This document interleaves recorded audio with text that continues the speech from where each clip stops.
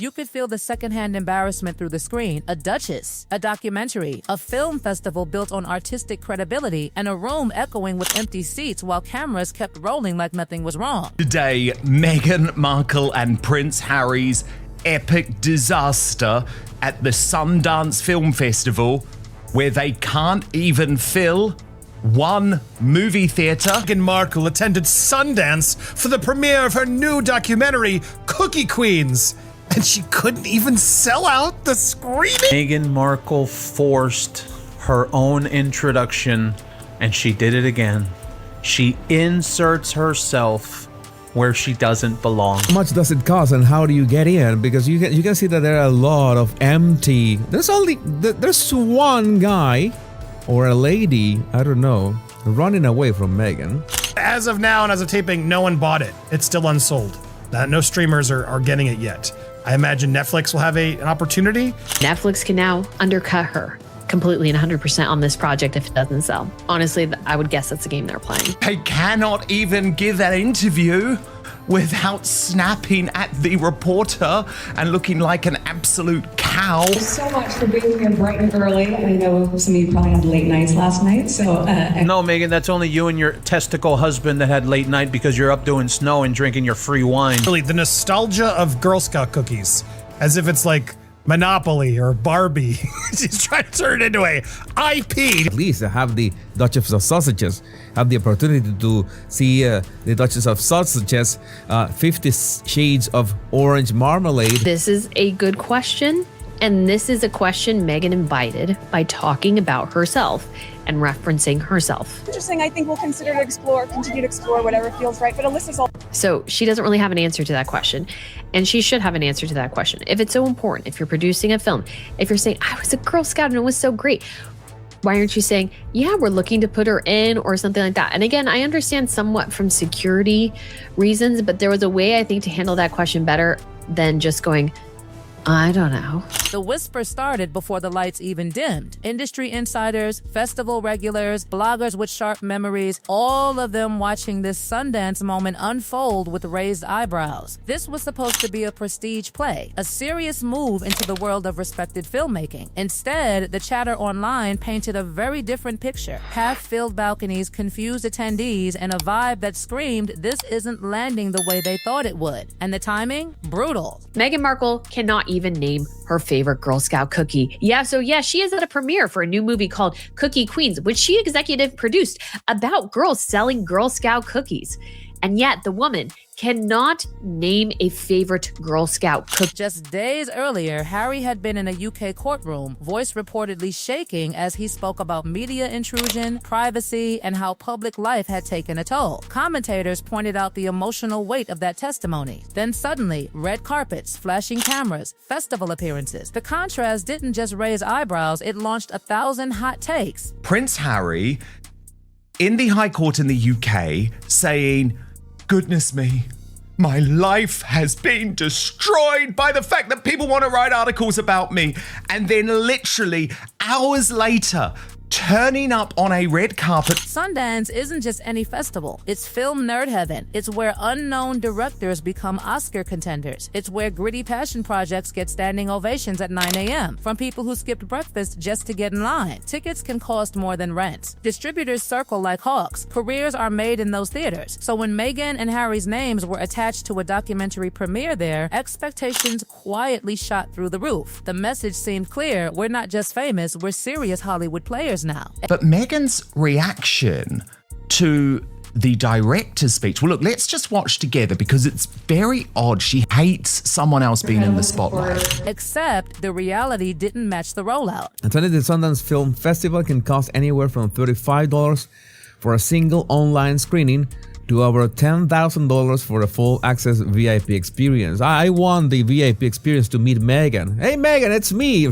Photos and first-hand accounts started spreading fast. People counting seats, pointing out empty rows, comparing turnout to other films that weekend. One industry blogger wrote, at Sundance, even unknown directors can pack a room. Star power is supposed to be a bonus, not the only draw. People were talking about they did not sell out their Sundance Film Festival 2026 screening.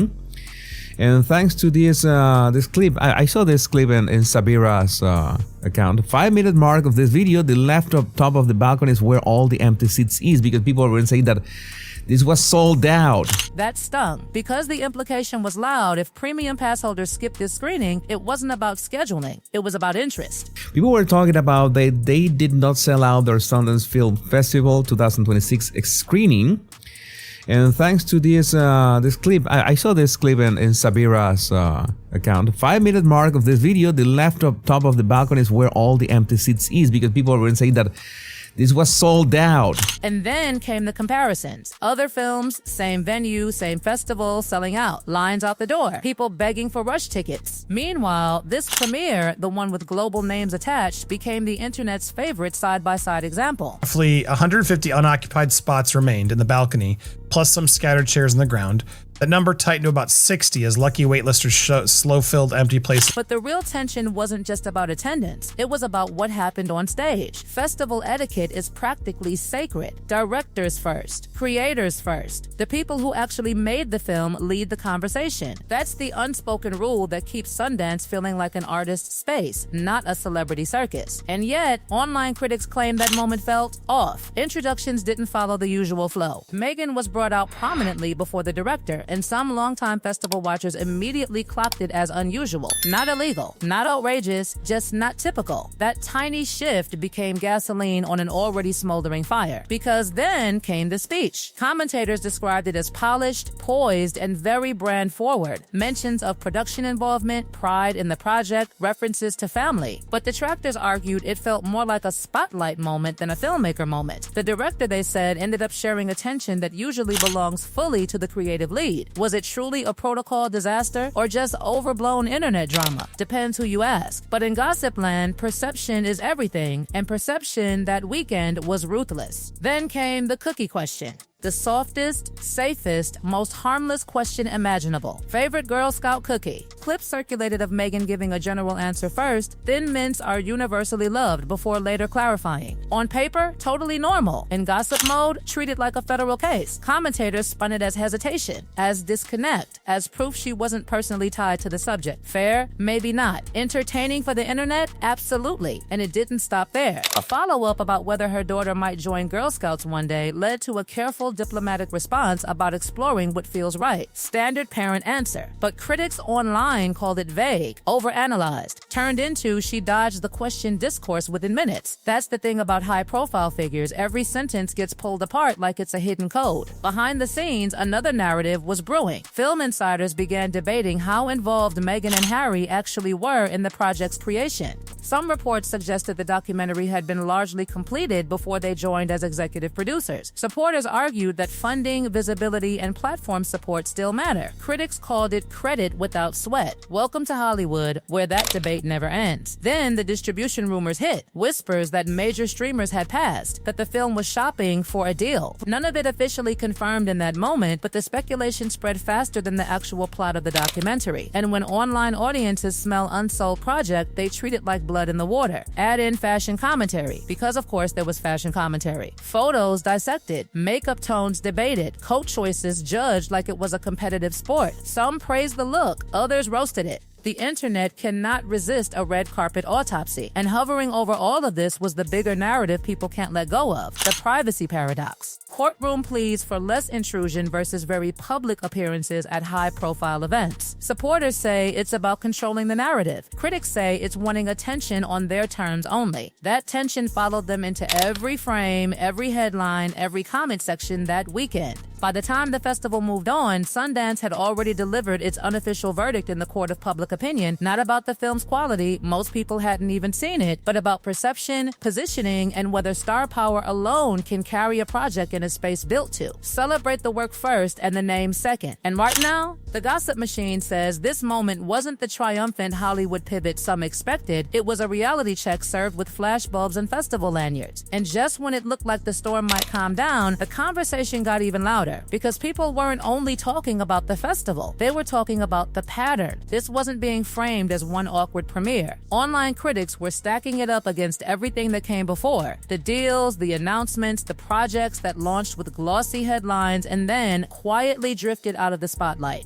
In gossip circles, narratives build fast, and the narrative forming here was brutal, that the brand promise keeps sounding bigger than the follow-through. Supporters argued that producing is often invisible work, that executive producers can open doors, secure funding, create distribution pathways, that not every contribution happens behind a camera. But detractors? They weren't in a generous mood. They said this looked like another case of arriving late, standing front and center, and speaking like the project was born in their living room. Fair or not, that perception stuck. Then came the Hollywood math. People started asking the cold business question: if major platforms really believed this film would pull numbers, wouldn't a deal already be in place? Industry watchers pointed out that streamers love recognizable names. They plaster them on thumbnails for a reason. So the rumor that the documentary was still seeking distribution became gossip gold. It fed the idea that star power doesn't automatically equal audience draw, especially when viewers feel like they're being sold an image instead of a story. At the same time, another thread was exploding: the red carpet body language analysis, freeze frames, slow motion clips, comment sections full of amateur psychologists reading into who stood where, who spoke when, who looked comfortable, who looked tense. Was Harry engaged? Was he distant? Was he just tired? Didn't matter. The internet jury was in session and everybody had a theory. And hovering above all of it was that courtroom contrast people couldn't stop bringing up.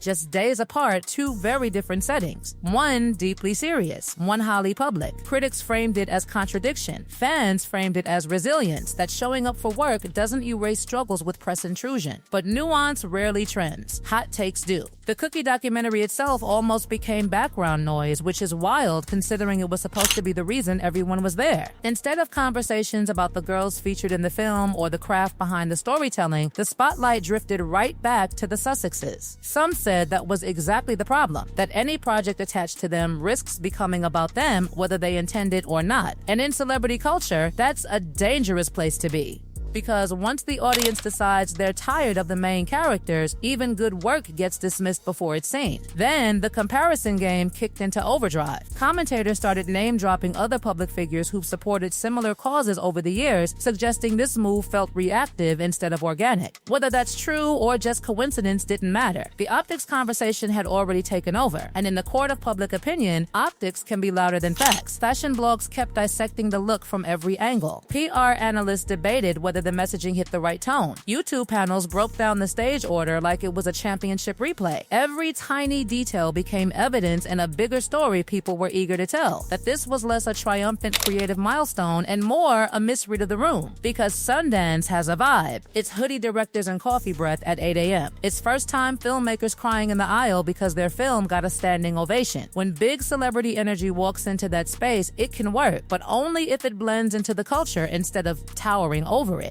Critics said this moment felt like a clash of worlds rather than a seamless crossover. Meanwhile, loyal fans pushed back hard. They argued the backlash was exaggerated, that empty seats happen at early screenings, that online clips never show the full picture. They said Meghan speaking proudly about a project she supported shouldn't be controversial, that a woman using her platform to highlight girls' stories shouldn't be twisted into ego. Two completely different narratives running side by side, both loud, both convinced. But here's the part that really lingered. The idea that this weekend might mark a shift in how Hollywood views the Sussex brand, not as automatic prestige, not as guaranteed attention, but as a gamble. Studios care about one thing at the end of the day. Will people watch? If executives start worrying that projects become controversy magnets instead of content draws, enthusiasm cools fast. And gossip culture lives for moments like that, the perceived turning point. This is where the tide changed chapter people look back on later. By the end of the festival chatter, one phrase kept popping up in comment sections: read the room. Fair or unfair, that's what critics believe didn't happen here. That the setting called for filmmaker humility, while the delivery felt celebrity forward. That the audience wanted story and got spotlight. Now, does one rocky premiere define a career? Of course not. Hollywood forgets flops all the time when the next hit comes along. But right now, in this chapter, the gossip machine has labeled Sundance as a humbling moment, not because of a single speech or a single question, but because of the gap people think they saw between image and impact. And once that narrative takes hold, every future move gets filtered through it. So the big question floating around isn't just what happened at that screening. It's what happens next. Do they pivot, go quieter, double down, land a surprise hit that flips the whole story? Because in the fame game, redemption arcs are just as powerful as downfalls. But for now, the image burned into the internet's mind is a festival built on artistic credibility and a weekend where celebrity met indie culture. And the vibe felt just a little off. Vibe felt just a little off. Vibe felt just a little off. Vibe